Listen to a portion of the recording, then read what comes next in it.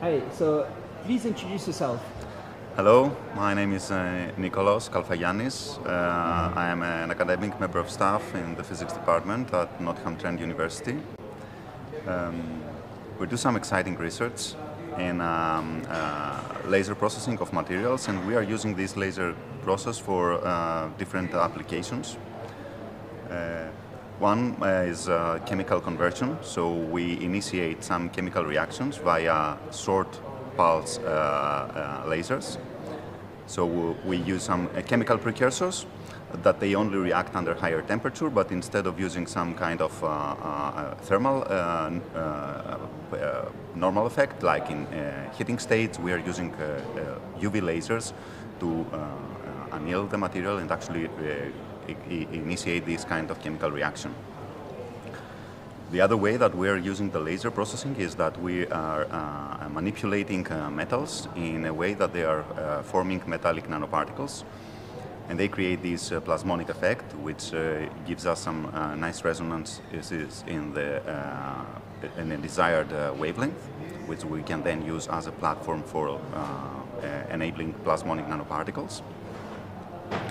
And then we also use lasers as a means of defect engineering, particularly for transparent conductive oxides, like indium tin oxide. It's a very complex structure. So with the short laser pulses, what we are trying to do is to move atoms from one position of the lattice to the other, and then we can take advantage of new and interesting optical and electronic properties of these materials. So you use a laser and you move atoms, and it's possible? Yes, actually all the atoms in the lattice can be diffused in a way if you give them sufficient energy.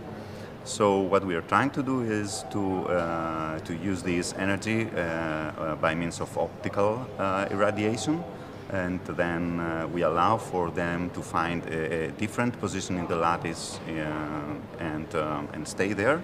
The whole process is very fast. It happens outside of the equilibrium. It's only 25 nanoseconds. And then the material after the laser radiation has completely new set of properties that we can take advantage for specific applications. What is the lattice? The lattice is actually the position of the atoms in the atomic scale. So where the atoms actually reside inside this solid material. So lasers are pretty cool. Lasers are pretty cool, although we use them for thermal effects. And is it like a laser from like a CD writer? It is similar to that, but for the kind of the application and the work that we are conducting in Nottingham University, we are using high power lasers. And they were doing CD writers like in the 80s or something, so it shouldn't be too difficult to take the lasers and do something very useful with it, right? Absolutely, absolutely. And in fact, a similar way to the large-scale production of the CDs in the past, the idea is that since lasers have been used quite extensively in these kind of applications, they could also be extensively used in new optoelectronic applications from the industry. Was a CD, was it in nano size? It's pretty small, no? It was pretty small, probably micron size, but possibly Blu-ray was smaller than that. So yes. What other applications are there? Like so many, or potential? What will this lead to? So what we are hoping to achieve here is taking advantage of the large-scale character of laser processing.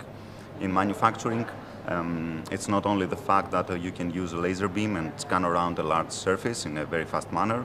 It's also the fact that you can deliver precise energy if you design your structure in a way that you can only achieve a particular effect from the laser radiation, according to the light-matter interaction laws, of course.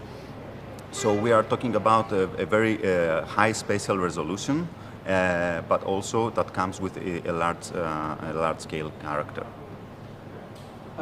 So you are heating up like a whole area, and somehow the atoms in that area reacting? Exactly. So it's all about a heating effect. We either introduce heating in order to move atoms around, as we previously said, or to initiate some chemical reactions, or to completely melt a metal and allow it to reformulate itself in a plasmonic nanoparticles through appropriate de-wetting on a particular surface. What's the plasmonic nanoparticles? So metals, as we all know, they are shiny and they are very good mirrors. Most of them have this kind of gray metallic color, as we call it, apart from gold and copper for particular reasons. When you make these metals into, you slice them down into nanoparticles, their optical properties completely altered, and then we can start seeing colors in various metals such as silver or gold. So you can have blue or even all the available colors in the visible. And which is actually something that people knew from the early ages, like from the 5th century AD, and later on in the medieval ages, where people were creating these kind of stained windows effects, which had this interesting visual effect, which from inside the church you could see the color being, for example, red, but outside the church the same window would have been conceived by someone as green. And indeed now we know that these are silver and gold nanoparticles embedded into the glass matrix.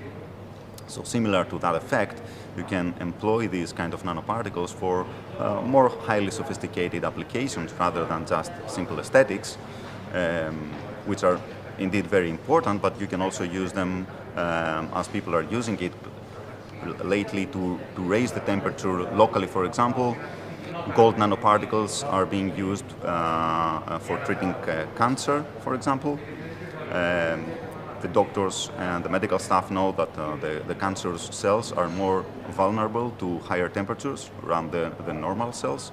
So they introduce, by specific drug delivery, metallic nanoparticles into the tumorous cells. And then instead of using X-rays, for example, to treat the tumor, which also implies that there is some risk to the healthy tissue surrounding the tumor, they just irradiate now the area with visible light, high-intensity visible light. Our skin is transparent to visible and near IR, and so they treat tumor like that. The nanoparticles absorb this energy and they raise their temperature, and they kill the tumor cells. So they are doing it?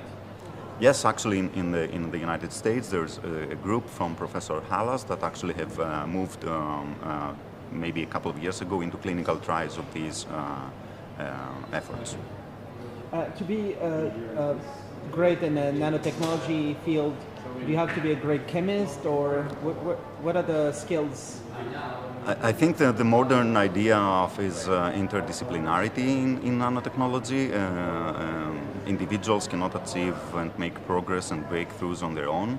So what the field is really requiring is a collective effort from chemists, biologists, physicists, material scientists, engineers, in order to achieve something good for the science, but also from the societal point of view.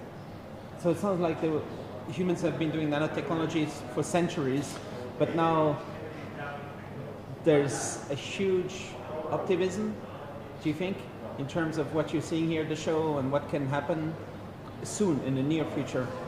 Indeed, they were using nanotechnology unconsciously, most probably, but they were very good engineers and technicians.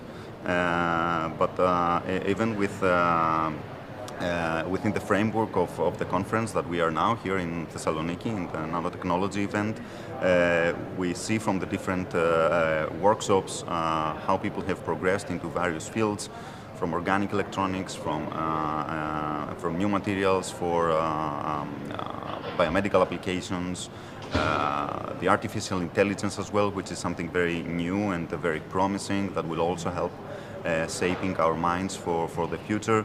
So there is a concerted, very concentrated effort from all different fields of science in order to produce something which makes sense. The higher demands of green energy as well is also very important. It has been highlighted in the conference for many years now. So I think this kind of concentrated effort fills us with enthusiasm on the one hand, but also with creativity and motivation on the other. So you started by saying you are doing exciting work. Do people inside this segment understand it, or many people are looking at it and want to participate and make it happen sooner? I think it's a combination of both.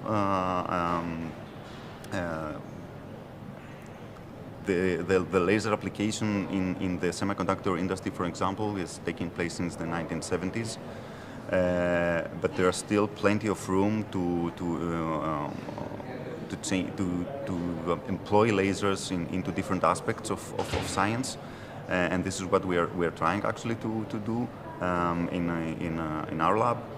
We're trying to convince people that you can do various things by laser processing, and it's a really facile manner of manipulating matter in the atomic scale. Cool. All right.